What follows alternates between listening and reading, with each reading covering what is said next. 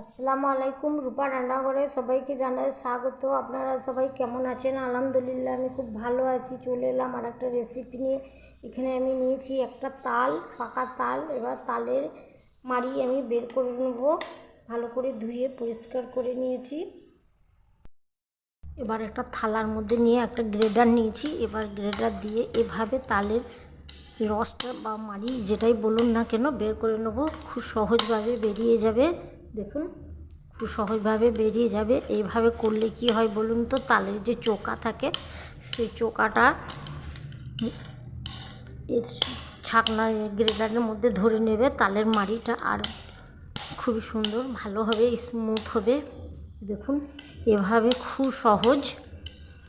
এভাবে করে নিলে আর আপনাদের দুবার করে আর তালের মাড়িটা ছাকনা দিয়ে ছাকার কোনো প্রয়োজনই পড়বে না। এর মধ্যে কোনো তালের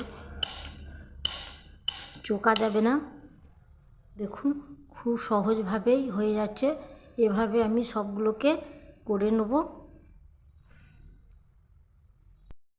এখানে আমি নিয়েছি একটা বাটির মধ্যে আমি দিয়ে দিচ্ছি আটা, দিচ্ছি ঘরে থাকা গমের আটা। এখানে আমি পরিমাণ মতো আটাটা নিচ্ছি, আপনারা আপনাদের পরিমাণ মতো নিয়ে নেবেন। এখানে আমি 3 হাতার মতো আটা দিলাম, গমের আটা। দিয়ে দিচ্ছি খাবার সোডা, দিয়ে দিচ্ছি আর দিয়ে দিচ্ছি স্বাদ মতো লবণ, আর দিয়ে দিচ্ছি চিনি। খাবার সোডা, লবণ খুব ভালো করে প্রথমে আমি আটার সঙ্গে মেখে নিচ্ছি। মাখা হয়ে গেছে। এবার আমি এখানে দিয়ে দিচ্ছি তালের মাড়ি।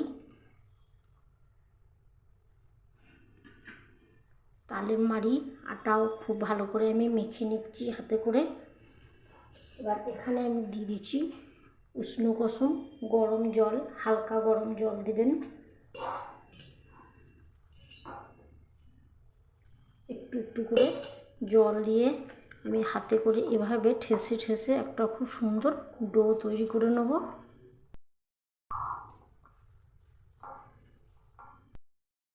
আমার খুব সুন্দর একটা ডো তৈরি হয়ে গেছে। এর থেকে আমি খুব শক্ত করব না, এরকম সফট একটা ডো তৈরি করে নিতে হবে। এবার আমি একটা ঢাকনা দিয়ে ঢেকে 20 মিনিট রেস্টে ফিরে এলাম 20 মিনিট পর। এবার রুটির থেকে একটু মোটা করে আমি লেচি কেটে নিয়েছি। সামান্য একটু আটা দিয়ে দিচ্ছি, গোল করে বেলে নেব। যেমন আমরা সাধারণ রুটি খাই এরকমই হবে। একটু মোটা করেই বেলতে হবে, পাতলা করবেন না। এই ধরনের করে বেলে নিতে হবে। এবার একটা আমি তাওয়া বসিয়ে দিয়েছি। তাওয়া খুব ভালো করে গরম করে নিয়েছি। গ্যাসের ফ্লেমটা হাই করে রেখেছিলাম, এবার আমি লো করে দেব। খুব ভালো করে গরমটা প্রথমে করে নিতে হবে। এবার গ্যাসের ফ্লেমটা আমি লো টু মিডিয়াম করে রাখছি। এভাবে দিয়ে দিচ্ছি। দেওয়ার সঙ্গে সঙ্গে দেখুন কত সুন্দর ফুলে উঠছে। এভাবে খুব হালকা হাতে করে করে নিতে হবে। আমি উল্টে দেবো।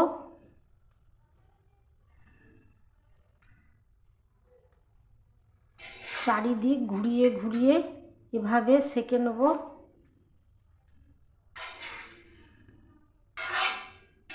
এভাবে চারিদিক ঘুরিয়ে ঘুরিয়ে সেঁকে নিতে হবে।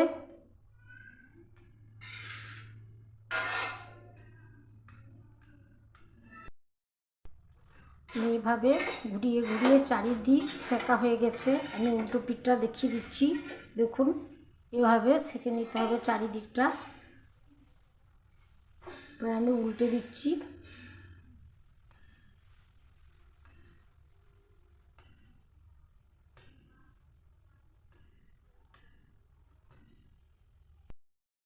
এভাবে উল্টে পাল্টে দেখুন কত সুন্দর টিপে ধরতেই ফুলে উঠছে।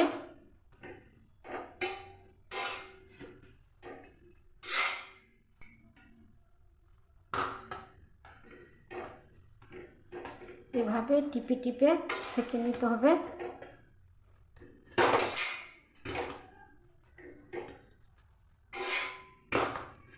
এবার আমি তুলে নিচ্ছি। সেম একইভাবে আমি তাওয়াটাকে একবার মুছে নিচ্ছি, দিয়ে আবার আরেকবার দিয়ে দিচ্ছি। দারুণ স্বাদ, দেখতে কত সুন্দর বন্ধুরা, দেখুন কত সুন্দর, একদম পাউরুটির মতো নরম, ভেতরটা আমি ছিঁড়ে দেখাচ্ছি কত সুন্দর সফট হয়েছে। বাবারে এত গরম, হাত দিয়ে ছিঁড়া যাচ্ছে না। দেখুন কত সুন্দর হয়েছে, ছোট থেকে বড় সবাই খুবই পছন্দ করবে। এভাবে একবার অবশ্যই বানিয়ে খান। তালের এই নান রুটি ঘরে থাকা জিনিস দিয়েই তৈরি করে নিতে পারেন।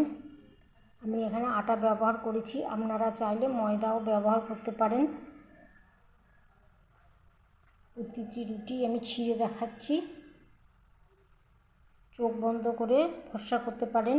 সবাই ভালো থাকুন, সুস্থ থাকুন। আজকের মতো আসি, আল্লাহ হাফেজ।